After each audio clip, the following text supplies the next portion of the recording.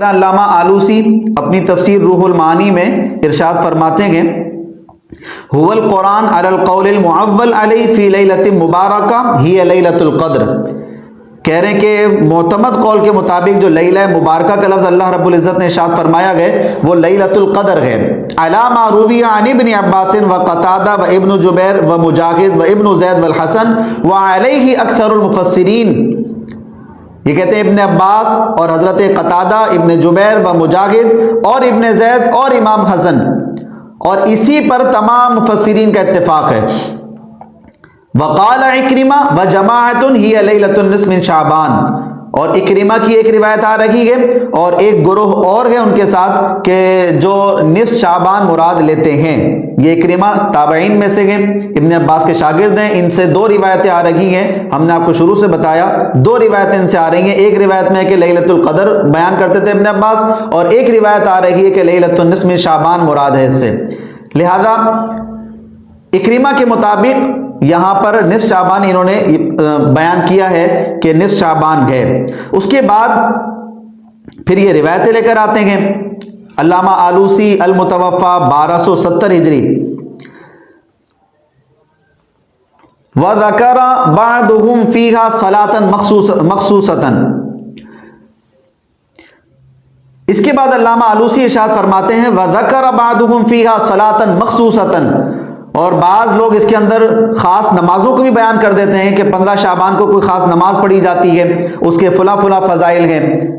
کثیر روایتیں بیان کی جاتی ہیں اور ساری کی ساری موضوع من گھڑت روایات ہیں۔ نمازوں سے متعلق جتنی بھی روایات ہیں وہ سب کی سب من گھڑت ہیں، کوئی نماز رسول اللہ صلی اللہ علیہ وسلم سے ثابت نہیں ہے۔ اسی طرح آگے ایک روایت کا ذکر کرتے ہیں،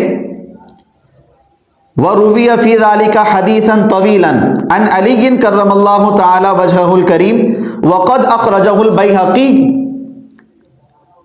امام بیہقی روایت بیان کرنے کے بعد وہ بیان کرتے ہیں ثم قال يشبه ان يكون هذا الحديث موضوعا، کہتے ہیں کہ یہ روایت موضوع ہے، وهو منکر، اور یہ منکر ہے، صحیح روایتوں سے ٹکراتی ہے، وفي رواته مجهولون، اور اس روایت میں کثیر جو راوی ہیں وہ مجہول گئے۔ اس کے بعد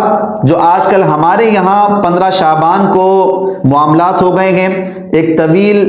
طریقے سے بیان کیا جاتا ہے اور نمازوں کے فضائل بیان کیے جاتے ہیں، مختلف نیتوں سے نمازیں پڑھوائی جاتی ہیں اور مختلف روایات بیان کی جاتی ہیں کہ اس رات میں 2 رکعت پڑھ لو، 4 رکعت پڑھ لو تو یہ فضیلت ہے، یہ فضیلت ہے، اس کے بارے میں یہ چیزیں بیان کر رہے ہیں۔ وَأَطَالَ اللَّهُ الْوَعَاظُ الْكَلَامِ فِي هَذِهِ اللَّيْلَةِ، کہہ رہے ہیں کہ جو واعظین ہیں وہ اس رات کے بارے میں بڑے طویل طویل کلام کرتے ہیں۔ وَذَكَرَ فَضَائِلَهَا وَخَوَاصَّهَا، اور اس کے فضائل اور اس کے خواص ذکر کر رہے ہوتے ہیں۔ وَذَكَرُوا عِدَّةَ أَخْبَارٍ، اور اس کے بارے میں چند روایتیں آئی بھی ہیں، فی ان الاجال تنسخ فیہا، جس میں جو ہے وہ موت سے متعلق بیان کیا جاتا ہے۔ وفی الدر المنثور طرف غیر یسیر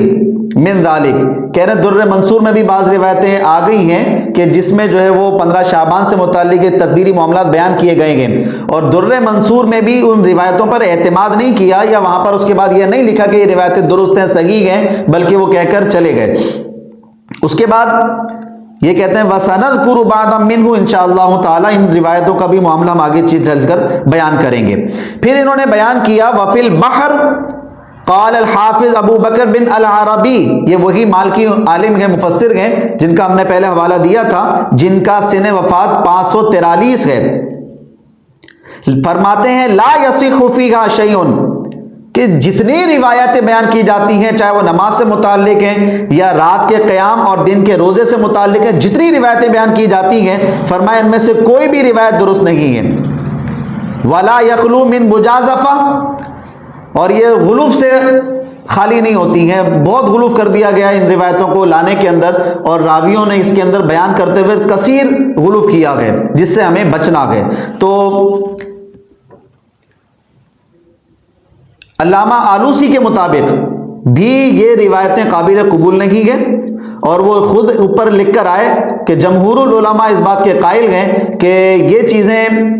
جو لیلہ مبارکہ کا لفظ آیا ہے قرآن پاک میں، وہ لیلہ مبارکہ سے مراد لیلۃ القدر ہے، 15 شعبان نہیں ہے۔ تو جناب خلاصہ کلام یہ ہوا جو ہمارے مفسرین نے بیان کیا ہے، جو اختلاف ہے وہ یہ بنتا ہے کہ اللہ رب العزت نے لیلہ مبارکہ کا لفظ ارشاد فرمایا ہے،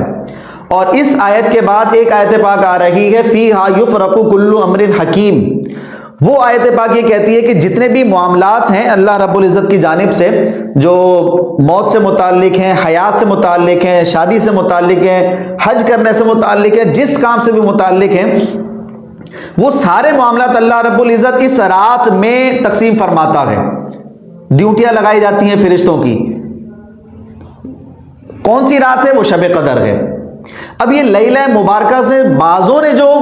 15 شعبان مراد لے لی، بس وہاں سے یہ چیزیں چلتی چلی گئیں اور ہمارے درمیان عام ہو گئیں، جس کا نتیجہ آج ہوا کہ ہمارے یہاں 15 شعبان کو کثیر تعداد میں یہ کام ہوتا ہے، پھر یہی روایتیں بیان کی جاتی ہیں، اور پھر وہ روایتیں جو قرآن سے ٹکرا رہی ہیں، کیونکہ قرآن کہتا ہے وہ شب قدر ہے، اور یہ روایتیں آ کر کہہ رہی ہیں کہ 15 شعبان ہے، تو وہی سارا ماحول ہمارے یہاں 15 شعبان کو بن جاتا ہے، جو قرآن کی تفسیر غلط بیان کر دیتا ہے۔ اس لیے اگر یہ معاملات ہیں اور یقیناً ہیں تو وہ معاملات آپ کے ہوتے ہیں شب قدر میں، 15 شعبان کو تقدیری معاملات میں سے کچھ حصہ نہیں ہے، اور جتنے بھی مفسرین ہم نے آپ کے سامنے بیان کیے وہ تمام کے تمام اس بات پر متفق ہیں کہ یہ لیلۃ القدر ہے اور 15 شعبان یہاں پر مراد نہیں ہے۔ لہذا جن کو یہ بات سمجھ میں آئے ہمارے بھائیوں کو، تو وہ اپنی اصلاح کریں، اس بات کو سمجھیں کہ یہ قرآن کی تفسیر غلط ہو رہی ہے اور یہ خطا پر مشتمل ہمارا معاملہ ہو جائے گا۔